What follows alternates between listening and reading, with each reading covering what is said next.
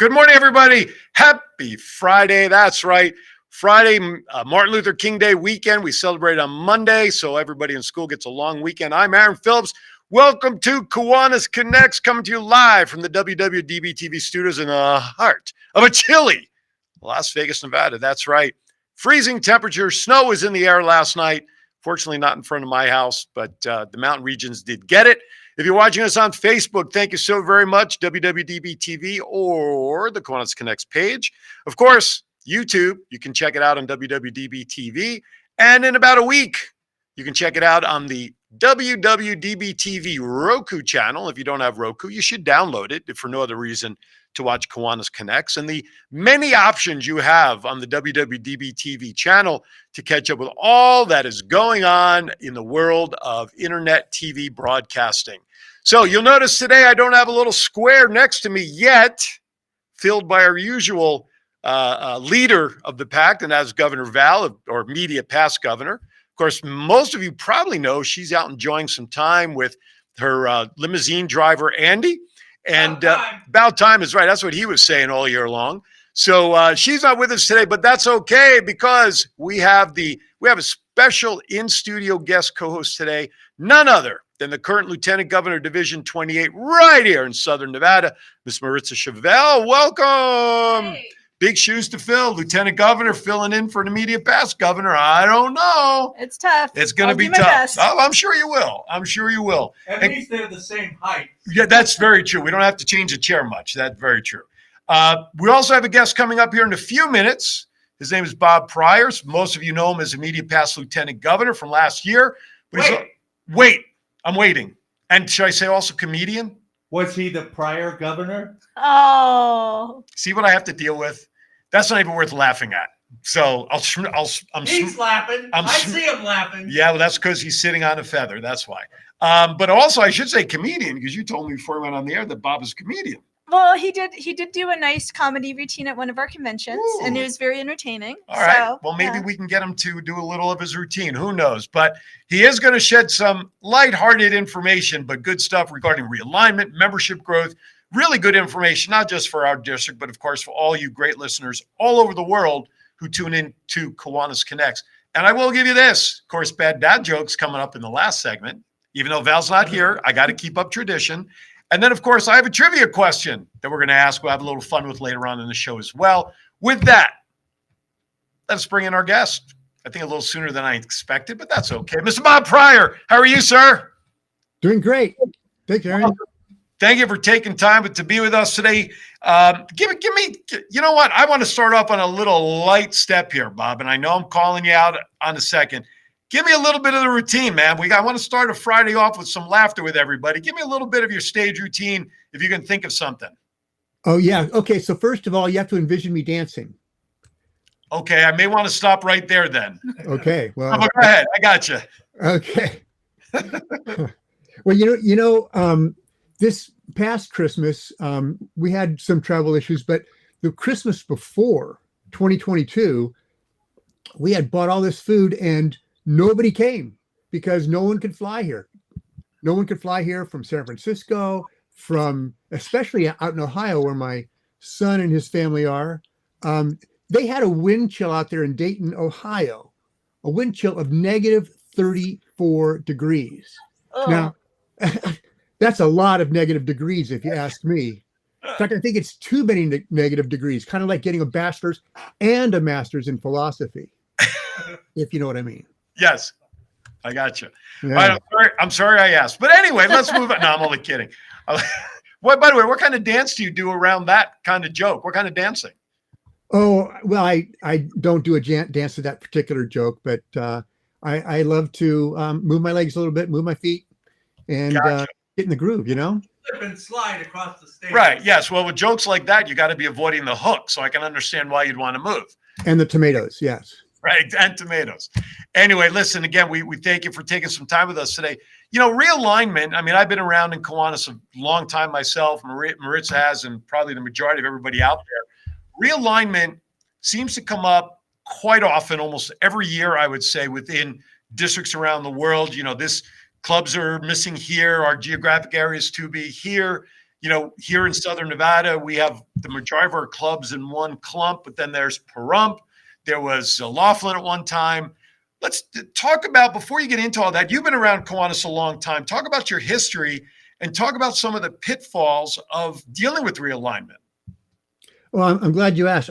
I joined Kiwanis in 1992, and my club is Norco, which is in Riverside County, Southern California. And I've been in the same club ever since, and just traveled up being relatively small club, so have been president numerous times, probably 7 or 8, 9 times. I don't know. But when you get 10 sell. Yeah, sell high. But I finally, once I retired, I decided that, yes, now it's time to go into division leadership, became lieutenant governor of my Division 15, and then explored and was exposed to the world beyond the club level. It was very interesting getting to meet people like Ritza and all the other lieutenant governors around the district, and getting to know some of the governors from the past. And it's just been a wonderful experience. And also being a part of committees, being on committees and helping out in that regard. So let's talk about realignment now. When did you get involved from the beginning? What was it that said, you know what, I need to be part of this realignment conversation to help out? Talk about that aha moment for you. Well, back in 2014, 2015, my Division 6, which was Riverside County, was having some struggles. And we were told that we needed to grow some clubs, get new clubs in our division. Otherwise, we might get realigned. I didn't really know what that meant until 2016, when we actually were realigned, because we didn't have enough clubs or enough members. I'm not sure what it was, but my club and others in the Riverside Corona area joined Division 15, which we were very happy actually about that, because they were a very organized division. They still are. And so I got a chance to see what a real good division looks like. So I was happy for that realignment. At first, some of the people were kind of, disgruntled about it, but turned out to be a very good move. Now, I've been told that that's not always true for some clubs or some divisions that have too few clubs or too few members, and they get realigned into another division. Sometimes there's a difficult transition and all that. What we're doing in this year's realignment committee, though, and last year as well, is very different from what we've done in the past. In the past, it's almost been kind of punitive, okay, where the realignment committee chair or somebody would call to the lieutenant governor and say, "Hey, you don't have enough clubs. You need to build some clubs in your area, or we're going to realign you." And it sounded like punishment, right? And we've kind of flipped that around under Governor Val's guidance. When she told me that I was going to be the realignment chair, after I noticed you said the word "told." I did catch that. You were voluntold. I was. And, but after she explained what it was all about, I thought, yeah, I think we can do this. Basically flipped it 180 degrees and said, it's no longer a punitive process. Now, what we're going to do is we're going to let divisions know that they are weak in their membership or weak in their number of clubs. We call them at-risk divisions. And quite honestly, I'm not a big fan of that term, at risk. I maybe want to call them something else, maybe growth divisions or something along those lines. But what we do is, instead of saying, "Hey, you need to grow or you're going to get realigned," we simply say, "Hey, let's help you grow. Let's help you build new clubs. Let's help you grow your membership. What resources do you need from the district that we can, help you do that?" Bob, let me stop you there because a call came in. We had the caller on hold, so let me bring that caller in. This is our good friend Leanne from Kiwanis out there in Cali. Leanne, how are you doing? Hey, I'm doing great. Well, thanks for calling in. What's going on? What's on your mind? We have Bob here. I have Maritza here. What's happening? Oh, and I was just found out that Andy and Val are listening in Hawaii. So happy for them. Good. They're up. And I hope as soon as they get done, they're just having fun. I hope so. I want to first say thank you to Bob and to Val for finally taking realignment out of punishment. I am in Division 39. We're way up here in the north. We always get nailed for you don't have 9 clubs, you don't have 250 members, blah, blah, blah. Over my 20 years, I have written a letter every time we get threatened explaining that that is not the solution to issues in the North State. We are very different, very rural. And oftentimes, I just get poo-pawed, but I think because I'm so tenacious, they kind of leave us alone. But the threat is always hanging over our head.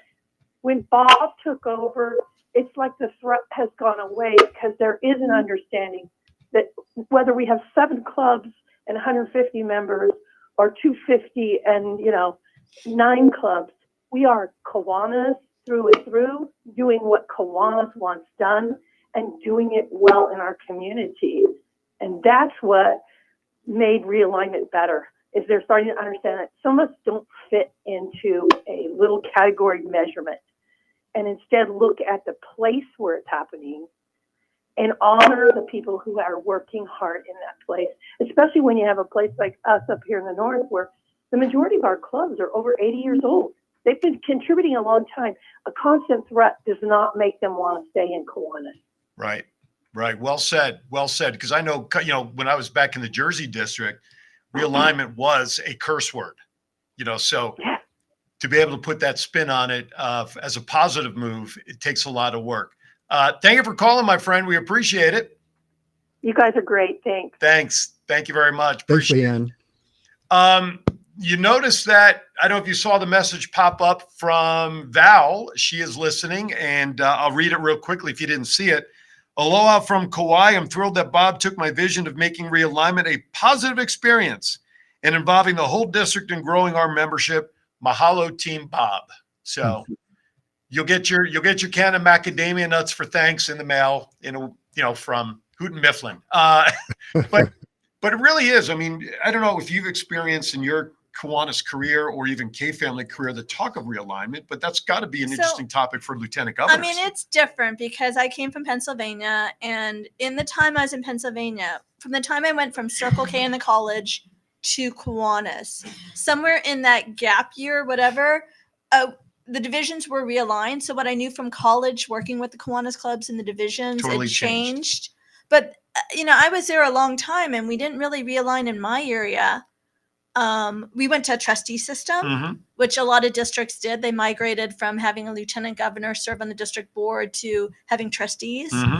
But that was really our only seismic shift as far as divisions or whatever. And then Cal Neb High operates a little differently. Right. They have, set rules on realignment and how that works. And so it's sort of a learning thing for me too, coming out here. Okay. We're in a fortunate situation, Las Vegas. I mean, geographically, all our clubs are very close together. For me to go to Henderson, it's maybe a half hour if traffic's pretty good. And getting your passport stamped to go to the other side of the valley. Pahrump Valley is my furthest club, and that's an hour and 10 minutes. That's still, for most divisions, that's really, really close. I mean, you get to LA, and they might only be a few miles apart, but it takes like an hour and a half to get there. Great traffic system there in Cali. But it never takes me more than an hour and 10 minutes to go down to Pahrump, and that's like 60-something miles, 65, 67 miles out there. What I want to do, Bob, we're going to get ready to step aside for our first break. I want you to ponder this question. I want you to go over what the process might be for considering realignment. Who initiates it?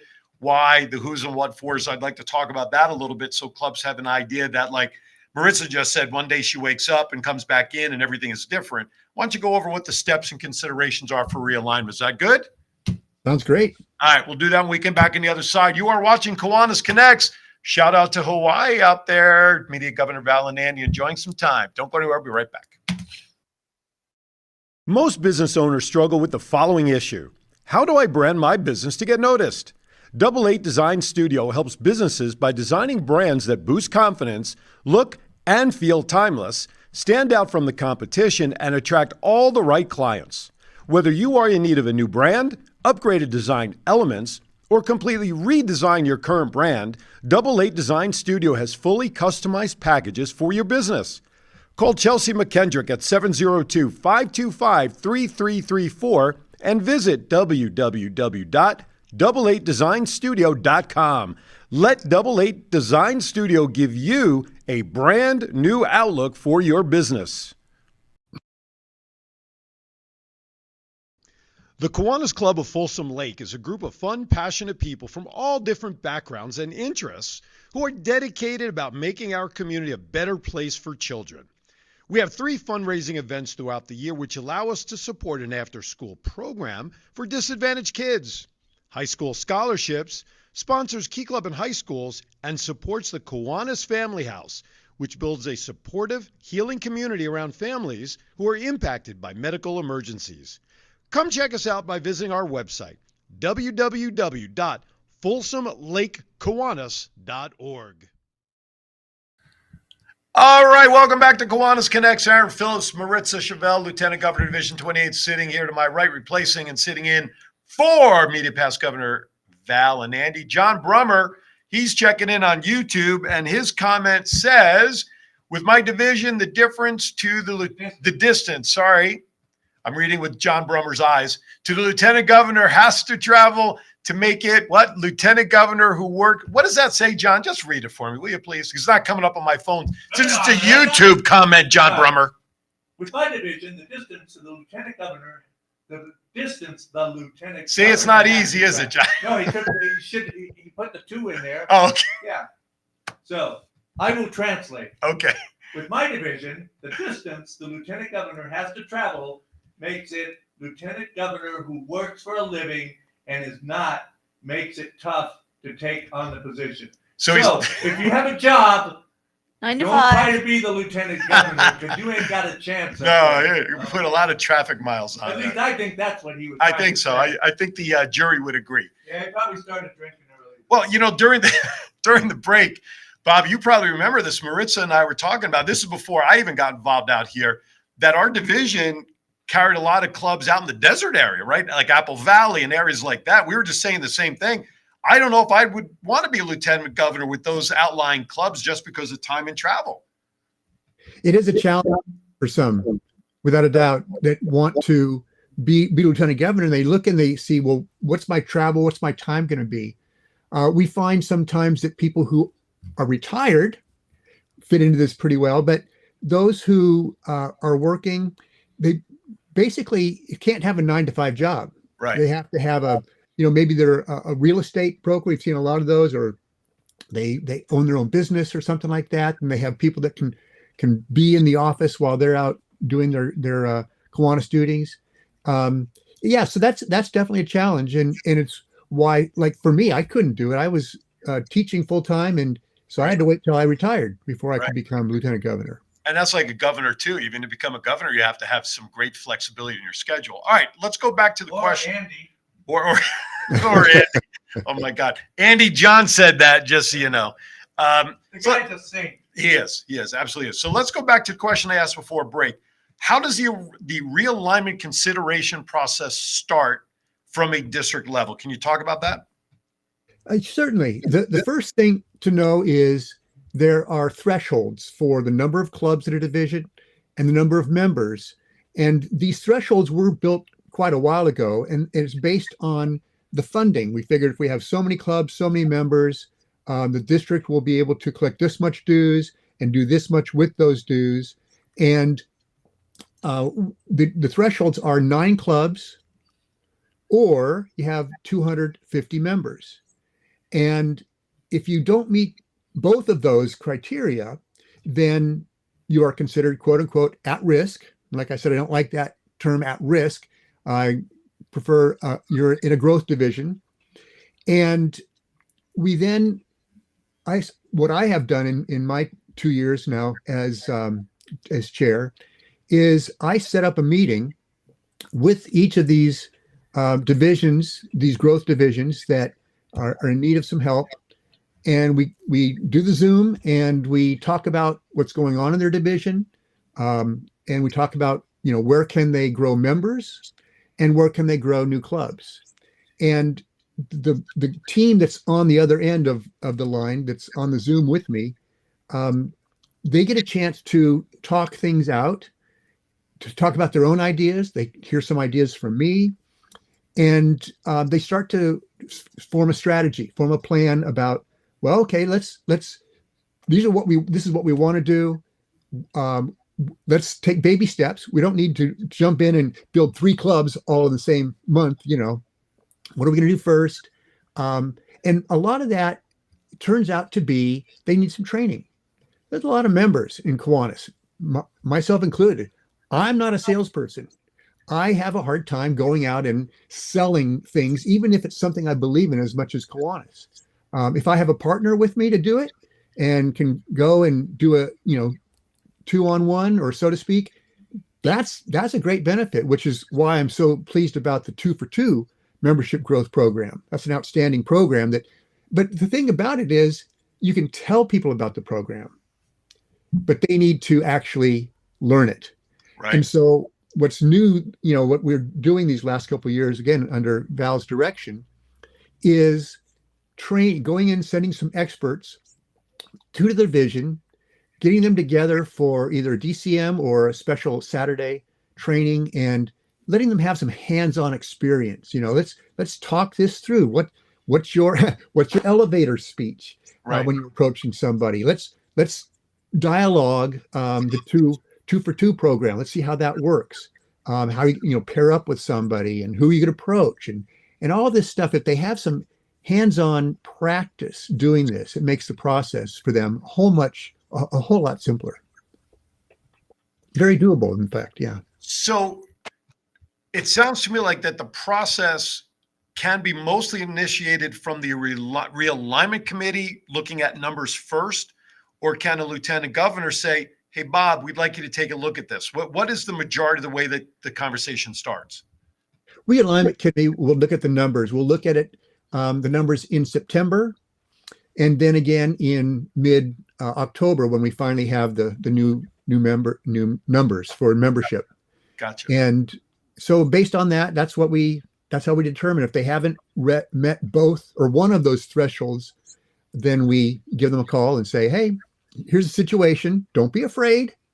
We won't bite, but we want to help you grow. I feel like there's also another situation where they look at realignment. If a division has not had a lieutenant governor in a number of years, it's just been vacant, that they can also consider that for realignment, or is that incorrect? Well, that's definitely an important piece. If a division can't field a lieutenant governor, then because the lieutenant governor is the CEO of the division, and otherwise, they can't be just a bunch of individual clubs. They're part of this larger organization called Kiwanis, and we have certain guidelines that we have to follow. And one of them is that we have divisions and we have lieutenant governors for each division. Right on. So there are a lot of factors. It's going to be an interesting question. I don't know if you can do it or not. We have how many divisions in our district? Well, the highest number we have is 47. Okay. So we have about 37 or 38 right now. Has there ever been a division that has never been realigned? I don't know the history, but I know that there are some that are enormous divisions. So I imagine that there are some that have never been aligned, maybe in the Los Angeles area. I'm going to go out there on a limb, and my answer is going to be Hawaii, Division 22. I'm thinking they probably were never realigned. That once they were established, How do you realign those islands? Where are they going to go? Where they exactly. Well, I've been told that when Hawaiians go on vacation, they go to Las Vegas. So maybe if we have to realign, it would be those two divisions. Yeah, I don't think anybody on this side would argue with having to take trips to Hawaii to go see our clubs. So that might be a great incentive for future lieutenant governors at this division, right? I mean, who knows? First of all, I would not want to necessarily be sitting in your seat to be part of this realignment, because I got to imagine, I'm sure you take in discussions from both sides, right? Pros and cons of realignment from those who are for it, those who are against it, right? I got to imagine you do that. Yes. I don't know that I'd want to say, how many people on your committee? 16. I don't know that I'd want to be sitting on that committee to make these decisions because somebody's going to be pissed at you one way or another. That's actually kind of a part of it. The first year, which was a whole year ago when we started this, because this was Val's year, and I'm coming in as the new chair of this committee. Right. And a lot of them that were the quote unquote at risk divisions had been there before. Right. And the previous year's realignment committee allowed many of them to kind of say, okay, we're going to give you a 2-year opportunity to grow. Gotcha. But they were still under the old punitive type system.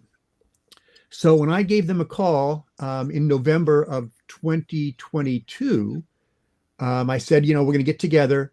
There was a little bit of hostility on the line in our Zoom call with those divisions. And I had to, talk them down a little bit and say, hey, things are different. We're going to have this new plan, and it's all about growth, and we want to help you. And so it took them a while to kind of realize that, oh, yes, we are going to actually be getting some help here. And you said you weren't a salesperson. Right? Yeah, it's kind of funny. I don't know. That's the best salesman. That's the best salesman right there. I mean, you have to convince these people to come off the ledge. Good point. I'll tell you this, though. If we make promises to these divisions and we say, we're going to give you some support from the district, we're going to send people your way and train you and all this. If we don't do that, right, then we're just as bad as it's been before. Absolutely. You don't want to overpromise and underdeliver for sure. Do you have a comment you want to make there? Not really. I thought you had something you were going to chime in there with.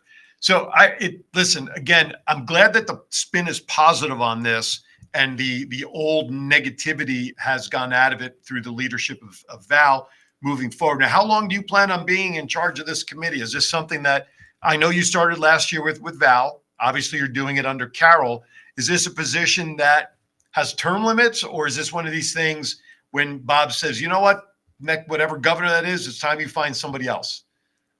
I am at the pleasure of the governor, so to speak. Gotcha. Okay, fair enough. I want to mention a couple of comments that snuck in while you were chatting there. First of all, international trustee Gary Graham out in Louisiana is watching. He wrote, with technology, it's possible to meet with the clubs if you have those spread out districts through Zoom, although the best way, of course, is always in person. John Brummer says he's done it 3 times and has enjoyed it each time. It's the greatest job in Kiwanis. And then Leanne says, also important to give the committee background on history of the division. Yeah.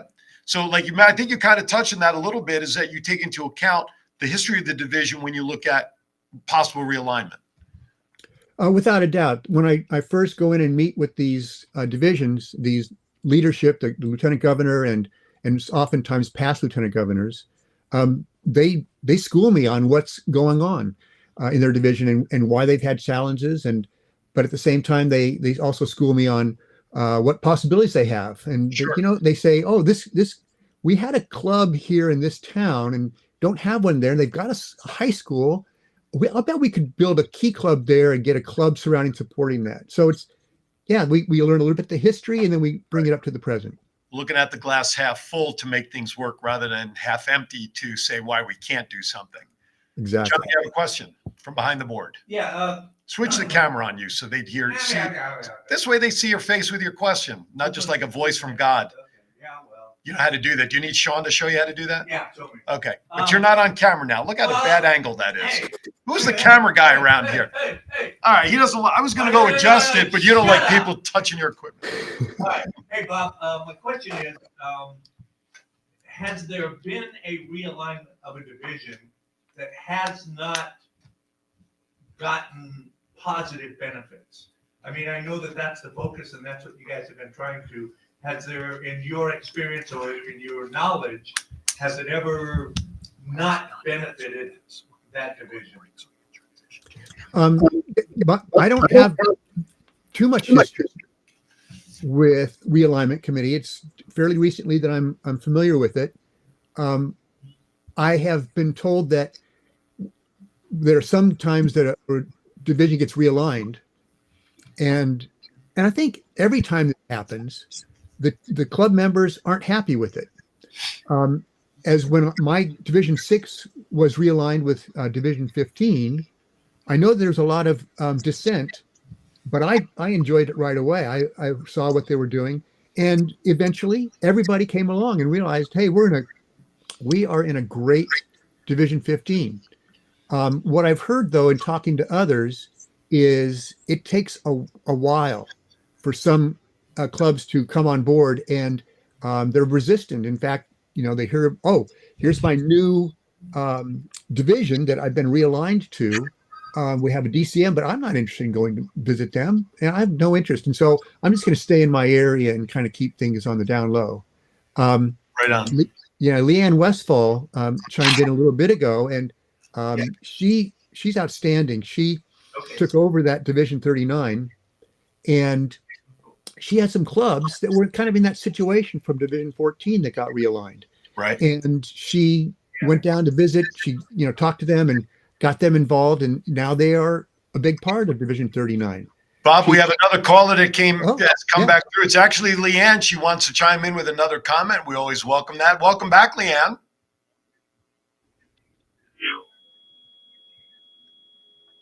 I don't know if the audio is working clearly. Leanne, are you there? I can hear you. Oh, Yes. there you are. Go ahead. I'd like to talk about the conflict part. I inherited last year 2 clubs from a division that we were eliminating, Division 14. They were 2 clubs that I've been trying to get in my division in 2 or 3 other times that realignment was going on, saying they fit better with us. They're down the I-5 corridor, Willows and then Oroville's down from Chico. I have to say that I visited those clubs several times last year, and I'm putting in a lot of work. I'm not lieutenant governor anymore, but I'm still putting in work because they had such a bad taste from the division they came from that they just kind of think division is, ugh, it's not good. They never did anything for them. They never made them feel wanted. They were left out of a lot. So it's a constant trial for me to get my foot in the door last year as lieutenant governor, and still this year as the past lieutenant governor, trying to help the new lieutenant governor understand the importance of that we added these 2 onto our division, because he's an older Kiwanis who's been around a long time, but hasn't been exposed to these 2 clubs. So he hasn't made a lot of effort to go get to know them. So I'm still trying to be that conduit. So there's a lot that comes in when you move clubs into a new division or they left the division. And that's why the realignment committee really has to talk to people and get history, because one club might be super excited by what happened and another club could be very upset, or they just kind of become their own Kiwanis club, do their own thing. They belong to Kiwanis, but they don't go to anything, so they don't have any connections. And then when you're asking them to connect, they're like, well, what are you doing? Are you butting in? And you're not like, no, we just really want you to be a part of things. Yeah. We want you to feel welcome. That's a great point. That's a great point where the clubs, they feel abandoned. To the leadership conference. It's the first time anybody in their club leadership has come to the summer leadership training this last summer in over 10 years. Wow. They've never attended a midwinter or a conference or an international, anything. That's how far out they got from Kiwanis in the division they were in. Right on. But you reeled them in. At least they attended this year. It's a great point. Thank you, Leanne. I'm gonna let you go, and I want Bob to address that, because now here you've realigned. A commitment was made to work with these new clubs that have been swallowed up into an existing division. There's a lot of follow-up work that's needed to maintain that fresh approach. And it still sounds like Leanne is still kind of swimming upstream with some of that with these clubs that, they wanted to come in and the ball's being dropped somewhere. Yeah. We had 2 divisions that were realigned before I became chair. And that was Division 14, which is up the I-5 corridor. And some of those clubs got realigned with, I don't remember which number 7, I think it is, Division 7 in Sacramento area.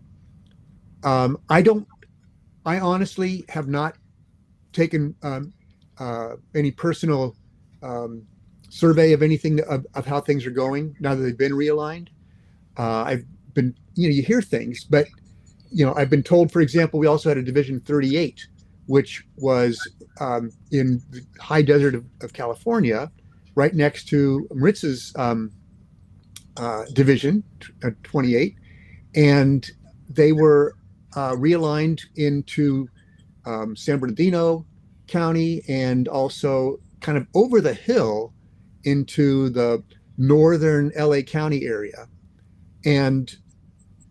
But I wasn't really a part of that process, so I didn't get a chance to know how they were doing and connect with them. So Gotcha. that's good information. What Leanne said, Yeah, is it's worth following up and seeing how things are going.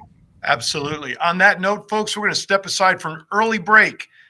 When we come back, want to have Maritza talk about what's going on here with Division 28, because she also needs to skedaddle before we actually say goodbye.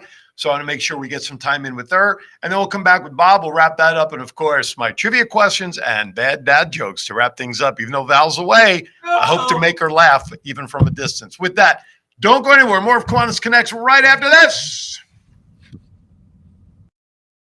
The Granville Allied Gardens Kiwanis Club was founded in 1960.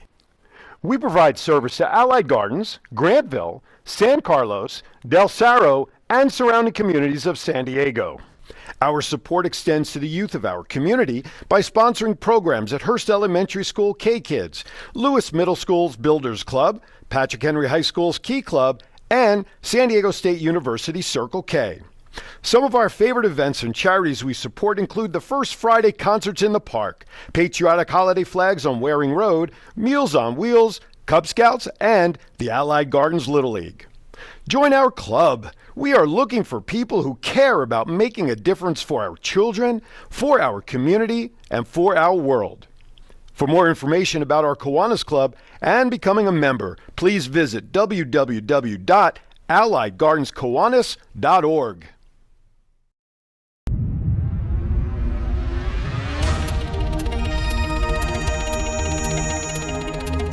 Hi, I'm John P.G. Stiles. Some people call me JPEG. You can probably guess why. I'm the founder and partner at WWDBTV. Does your business need a commercial, or do you already have one and you just want to get the message out there? Do you need a sizzle reel? Do you need an audition tape for a part that you're up for? Or have you ever thought about hosting your own show? Well, this is the place, WWDBTV.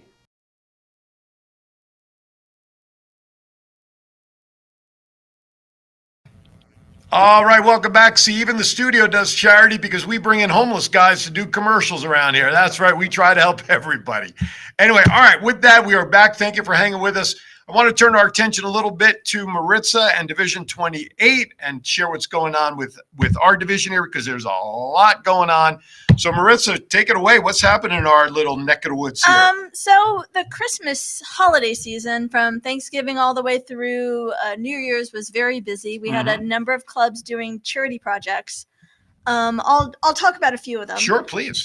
So for our, let's see if I can do an alphabetical order. No, I can't. I scramble. So Green Valley, that's our club down in Henderson. They had a number of projects. They did Thanksgiving meal kits. Okay.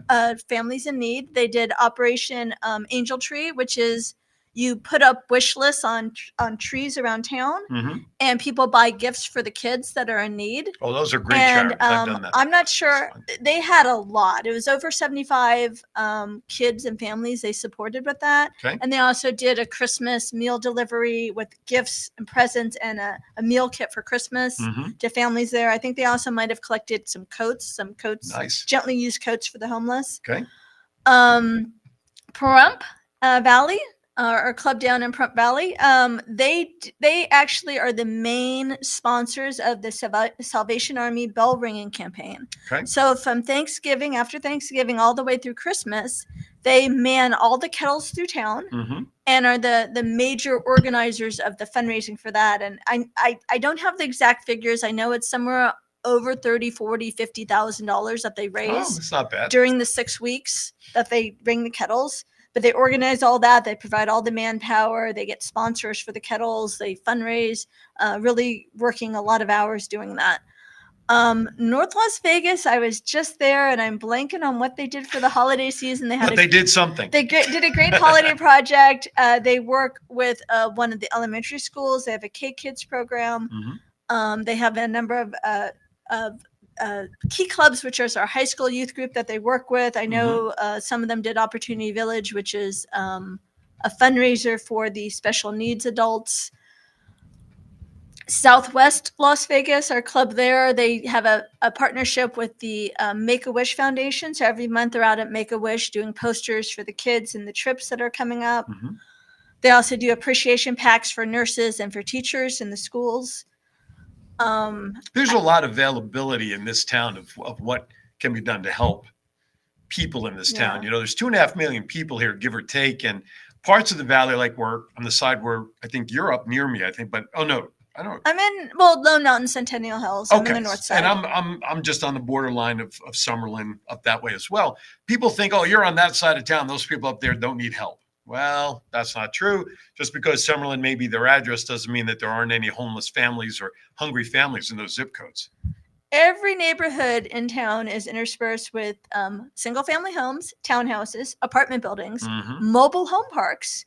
Even in some of the more nicer areas, there's pockets of poverty and need. Absolutely. And homeless obviously is a big issue in the valley. Oh, absolutely. It is, especially now with it being cold. Donate jackets, whatever you can to help those in need.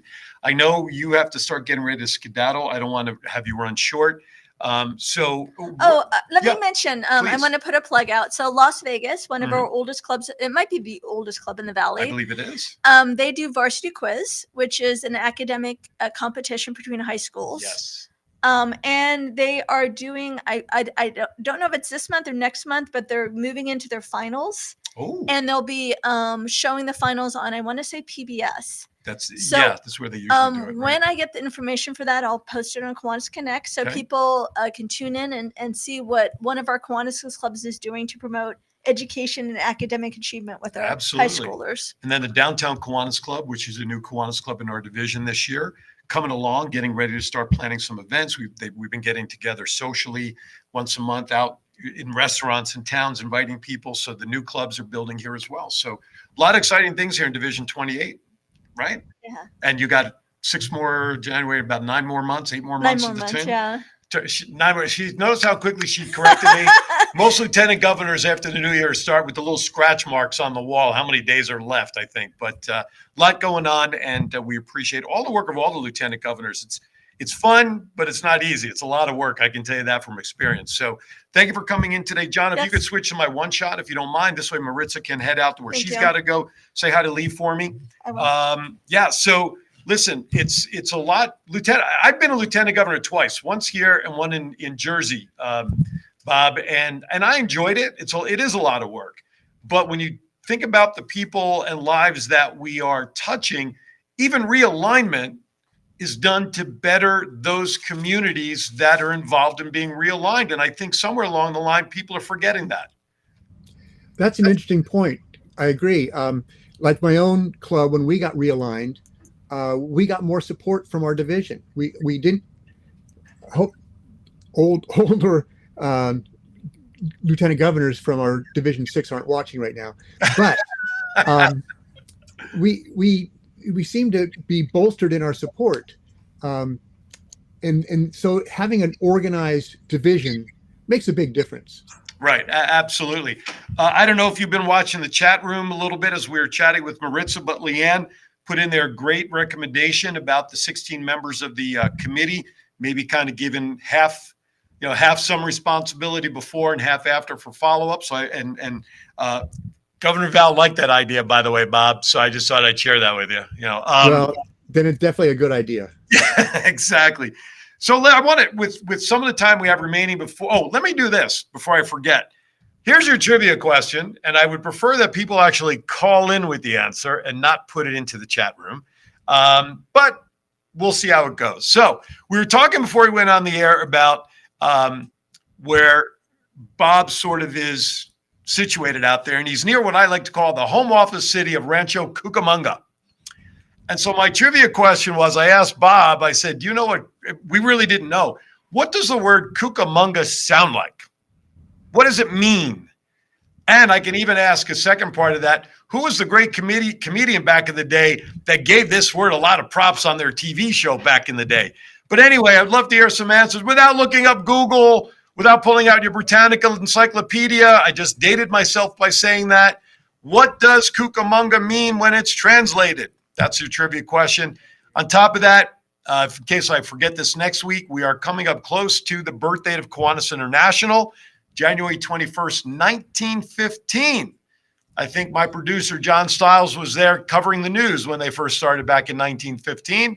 He was there with a chisel and gravel. Give some quick ideas, some thoughts on, we're talking about retention, but give me, let's say, your top 3 recommendations for membership growth and to stabilize clubs because of membership growth, not necessarily relying on realignment. Well, membership growth, I mentioned earlier that the 2+2 program, like I said, there are a lot of people that say, oh, I'm so uncomfortable about going out there and inviting people in. The 2+2, having a partner is tremendous. You know, that way you can support each other. And if one person doesn't have a good answer, then the other person likely does. And going out in a team is the best way. When I talk to divisions about building new clubs, you know, they're looking for ideas because we have the traditional way of you know, having clubs where, you know, everybody has to learn all 3 verses of Hail to Kiwanis before they can be a member. We probably need to get rid of that piece, but there's cyber clubs. There are clubs that meet once a month, some that meet twice a month, one for a meeting, one for a club project. Some meet also the third time, maybe they have a social event in the evening. I encourage them to look at those options. We're also encouraging them. In fact, it was Governor Val who had this great idea for Division 24 to start an LGBTQ plus club, which we have a number of them within our district. In fact, I think every division could probably have an LGBTQ plus club. It's going to be likely going to be a cyber club, but it doesn't have to be. Right. But I think, you know, serving that community is necessary. There are so many kids that need that loving attention, including my own grandchild. Yeah, no, absolutely. And you bring up a great point, not only with the LGBTQ plus community, but over the number of weeks on some of the guests we've had here. And I revisited this with John Brummer, Rocky Barsardi, and Derek Lubick about the stroke awareness program that they support. They're going to try to put together a Kiwanis club that basically is a stroke survival membership base. And then a couple of months before that, we had Gail Saradon and detective up in that area, and I forget some of the other guests, that the topic for that day was human trafficking. And they want to start a Kiwanis club based on survivors of. Wow. So it sounds like the idea of, not that LGBTQ plus is a specialized community, but is outside the normal box of what people think of what Kiwanis clubs are based on, right? It's usually based on a mix of community. However, that's not the case. So even specialized clubs seem to be a new rage, at least from what I seem to be hearing now. Yeah, it's anything that they can do to support the variety of people that are out there. I mean, we grew up, it was men only for a long time, right? Yeah. And then we finally got better when we allowed women to come into the club. And, you know, you've got to look around at your community and mirror that as best possible. I'm glad you mentioned that. I'm going to tip my cap to my wife. When we were members of the Homedale Kiwanis Club, when we lived back in Jersey back in the day, my wife was the first female member inducted into our Homedale Kiwanis Club when they changed the bylaws. Therefore, she then became the first officer as secretary. She never wanted to become president. That would have been interesting. But we also did have a female president a couple of years down the line. So my wife was a trailblazer when that changed. And you're right, Kiwanis changed when that silly law of not having women in clubs was changed. I think it's really helped spur the Kiwanis Club moving forward. I saw a comment come up there. I think it was from John Brummer from YouTube. So I have to ask John to pull it up. I want to recognize John for this. Oh, great idea. The corporate membership is great to add more members. And that's a great point, because the studio here, my business, we became corporate members of the Downtown Kiwanis Club. So that's a great advantage as well. So thank you, John Brummer, for bringing that up. All right, let's wrap up in a bow your thoughts on realignment, and then I'll talk about our trivia question, and then I'm hoping Governor Val is not sitting anywhere near a balcony when I do my bad dad jokes. Last week, Bob, I don't know if you saw it, I hit a home run. My last joke, the entire panel blew up laughing. So I don't know if I can reach that bar today, but they loved it. So Val, I'm giving you a heads up. Get away from the end of the balcony with your coffee. All right, let's wrap up realignment in a nice bow, Bob. Take it away. Don't be afraid of realignment. It's not a process of punishment. It's a process that is very positive. In fact, instead of realignment, I would prefer to call it alignment. We're simply aligning, just like you'd align a back of somebody's body. We're aligning Kiwanis to where it makes just much more sense throughout and allowed to grow and take care of so many more people. Absolutely. Alignment of the stars, right? Stars aligning. There you go. Way to look at it. Great stuff. And I'm glad we had this conversation, because you're right. Realignment for many years has always been that, that feeling for a lot of clubs. And you know what? Leave it to Val to take that and figure out a way to make it a positive spin. And I'm so grateful for that. And is it a perfect system based on what Leanne talked about? Not 100%, but I think these are things that can be addressed by the committee moving forward to continue to build on alignment being a positive to help those communities that they're in. Does that make sense? That makes perfectly good sense. Oh, okay. God, I'm sorry. Val just chimed in the chat room. God bless her. She goes, I sent her a message. Stay away from the ledge. And she goes, I'm on the first floor in Lanai. Bring it on. All right. You asked for it. Bob, thank you for coming on. Anytime you have updates or things you want to talk about, please let Val or myself know. You and I will connect on Facebook, so that if there's anything you want to share or post on our page, please feel free to do so, and making time with us today. Greatly appreciate it. Thanks for having me, Aaron. You're welcome to stick around if you'd like. We can cut you off if you'd like, whatever. Stick around. It's so much better for people to see somebody else laugh besides me. All right. I also want to know the answer to the Cucamonga question. Yes. You know what? Thank you for reminding me, because I forget stuff. So Cucamonga, no one responded. So, I know. well, no, you don't count. Cucamonga translates into sandy place, Native American word. Originally was spelled with K's instead of the C's, K-U-K-U, but it translates into sandy place, just like Las Vegas translates into the meadows. So there you go. John Brummer also says free membership for the first 2 years into Kiwanis for former SLP members. Thank you, John. Appreciate you adding that in there. All right, here you go. Joke number one. God help us all. What do you call a song about a tortilla?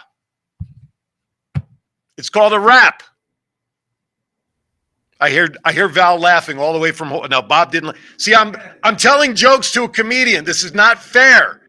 Folks, this is not fair, I tell you. Number two, why is it bad to iron a 4-leaf clover? Because you should never press your luck. See, 4-leaf clover. Okay. I only have a couple of more, so I have 6 more minutes to fill with bad. No, I'm only kidding. What's blue and doesn't weigh much? Light blue. Okay. I like that one. You like that one? All right. I got a thumbs up from Bob on that one. You can feel free to use that one in your act, by the way. How do you make 7 even? Oh, Val, I got an LOL from Val. All right. That's a good sign. How do you make 7 even? Just take away the S. See, 7, S-E-V-E-N. Okay. If you got to explain these, folks, then I'm in trouble. I think I have one more, thank goodness. What did we get? Stephen Nagel. Can't believe Stephen! My long lost bud in Jersey, my fellow Kiwanian. All right, Stephen, when I come, listen, Stephen, you're on my radar now when I get back there. So, but at least you're here. Yes, you're sticking around. Here's the last one. I accidentally took out my Blockbuster card at the bar. The bouncer said, never mind. Think about it, how old Blockbusters are. Okay, never mind. That one sucked. I admit that one sucked. Anyway, all right. Thank you for indulging me, Governor Val. I hope at least one of them gave you a good laugh. Bob, once again, thank you for coming in. We appreciate it, joining us today. And for everybody out there watching, thank you for watching and calling and commenting. And we appreciate each and every one of you. Don't forget, as soon as we're off the air, they will be available right away on Facebook for you to share. And in about a week, check it out on the WWDBTV channel on Roku. All right. Have a great week, everybody. Don't forget, 1 hour, second episode of a brand new show, Permission Mission. Mary McElhatton will be here to talk about what she believes is a very important topic that we are afraid of, and that's our very own mortality. Come back at 11 o'clock and watch that. Thank you for watching, everybody. Be kind to everybody. Why? We are all we have. Thank you, everybody. Have a safe and happy week. We'll see you next time right here on Kiwanis Connects. Thank you.